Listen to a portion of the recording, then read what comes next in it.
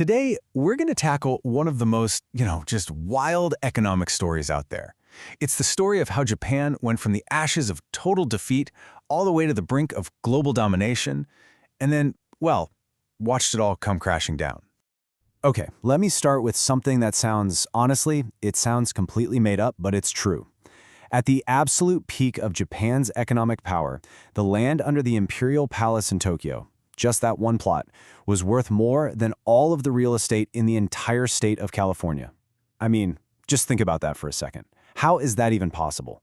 And what does a fact like that tell us about the incredible story we're about to get into? So, here's how we're going to break it all down. First, we'll look at how Japan rose from the ashes. Then we'll dive into that insane bubble economy of the 80s. After that, we'll see what happened when it all popped. Then we'll explore the long hangover that followed, the lost decades. And finally, we'll look at the lessons the whole world took away from Japan's wild ride. All right, first up, from ashes to miracle. So the big question is, how does a country go from being completely devastated to becoming an economic giant? Well, for Japan, the whole story really kicks off back in 1945 with a total and completely radical reset. So, after the war, under the American-led occupation, Japan basically went through radical surgery. The military? Gone. The emperor? He was downgraded to just a symbolic figure. They got a brand new constitution that, get this, literally renounced war. And those old, powerful industrial groups, the family-run monopolies called the zaibatsu, they were broken up.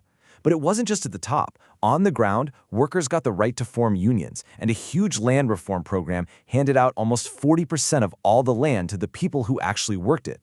All of these changes together, they basically laid the groundwork for a completely new capitalist Japan. And the results?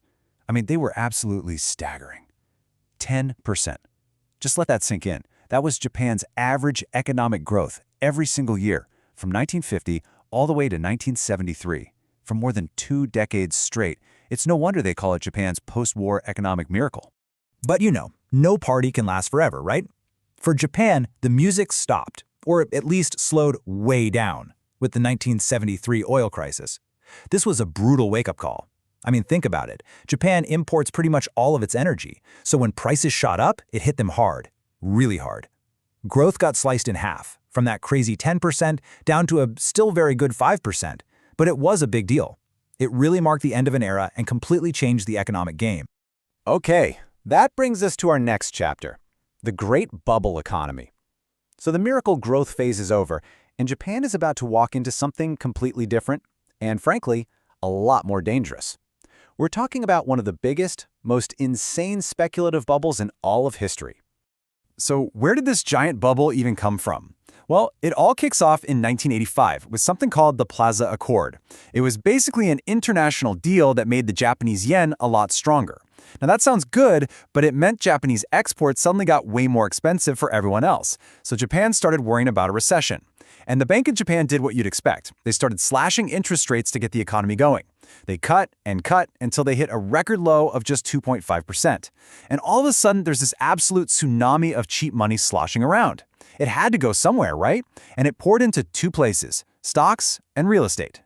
And this whole situation created this phenomenon they called Zytech, which is basically financial engineering. The idea was pretty wild. Even huge, serious companies like Toyota and Nissan figured out they could make way more money just speculating in stocks and real estate than they could from their actual core business of, building cars. Speculation wasn't just some side gig. For a lot of companies, it became the main gig. And here's a number that just shows you how crazy things got. By December of '89, the Nikkei stock index, Japan's version of the Dow Jones, hit its all-time high of 38,915. There was this feeling, this belief that the government would just never let the market fall. So everyone thought the only way was up.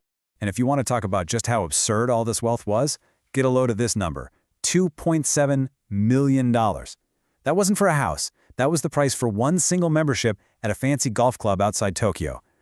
Come on. When a golf club membership costs more than a mansion, you are definitely 100% in a bubble. But of course, every bubble eventually meets a pin. And for Japan, that pin arrived in late 1989. A new guy took over the Bank of Japan, and he basically looked around and decided, all right, this party has gone on way too long. And he decided he was the one who was going to shut it down. And look, This wasn't some accident or a market correction. No, this was a deliberate choice. The Bank of Japan started raising interest rates. They hiked them 5 times in less than a year, yanking them all the way up from that low 2.5% to 6%. Just like that, the fire hose of cheap money was turned off, and the whole speculative machine just seized up and ground to a halt. And the crash? I mean, it was absolutely devastating. The Nikkei stock index just plummeted. It lost more than 60% of its value in just a couple of years. We're talking trillions and trillions of dollars in wealth that just, poof, vanished into thin air. So now we get to Japan's lost decades. Because the thing is, the collapse of that bubble didn't just cause a normal recession. Oh no. It kicked off this long, grinding, painful period of stagnation that went on for more than 20 years. It's famously known now as the lost decades. So you gotta ask, why did the pain last for so long? Well, a huge part of the answer comes down to this thing called zombie loans. See, after the crash, the banks did something strange. Instead of letting failed companies go bankrupt, they just didn't. They kept lending them just enough money to kind of stay alive, but not really recover. This created this whole army of zombie companies that were basically dead but still walking around, and they totally clogged up the entire financial system, making a real recovery impossible. And then Japan got stuck in something economists call a liquidity trap. It's a really nasty situation. The central bank tried everything. They cut interest rates all the way down to zero, basically making money free to borrow. They were trying to get people to spend, but it didn't work. People and companies were just so spooked about the future that instead of spending or investing, they just saved every yen they could. They hoarded cash. And that meant the central bank's #1 tool, interest rates, was now totally useless. And we can't forget, this wasn't just about numbers on a screen. There was a real human cost. A whole generation of young Japanese people grew up during this mess. They faced terrible job prospects, a feeling that their country was in decline. They became known as Japan's lost generation. But here's a fascinating twist. Out of all this pain and crisis came some incredible innovation. To fight this downward spiral of prices, the Bank of Japan literally had to invent new tools. They were the first ones ever to try what we now call quantitative easing, or QE. That's when the central bank just buys up assets to pump cash right into the system. And they also pioneered forward guidance, where they started telling everyone very clearly, here's what we plan to do with interest rates in the future. They did it to build confidence, and today, pretty much every central bank in the world uses these tools. And that brings us to our final and maybe most important piece of the puzzle. Because while Japan was going through all this for decades, the rest of the world was watching, and they were taking very, very careful notes. Fast forward to 2008. The global financial crisis hits, and suddenly the U.S. Federal Reserve is looking at a situation that looks scarily similar to what happened in Japan. But here's the key difference. They had Japan's playbook. They knew what not to do. They moved lightning fast to bail out the banks to avoid that whole zombie problem. They slashed interest rates straight to zero. And they immediately rolled out both QE and forward guidance, all the stuff Japan had invented. You could say that the U.S. used the incredibly painful lesson Japan had learned the hard way to dodge its own lost decade. So there you have it, the absolutely epic story of Japan's economic roller coaster. The incredible rise, the spectacular crash, and the long road back. But it leaves us with one massive question for today. After surviving all of that, Japan is now facing a brand new challenge, one that you can't fix with interest rates or QE, a rapidly shrinking population. So, can its economy keep growing when its country is getting smaller?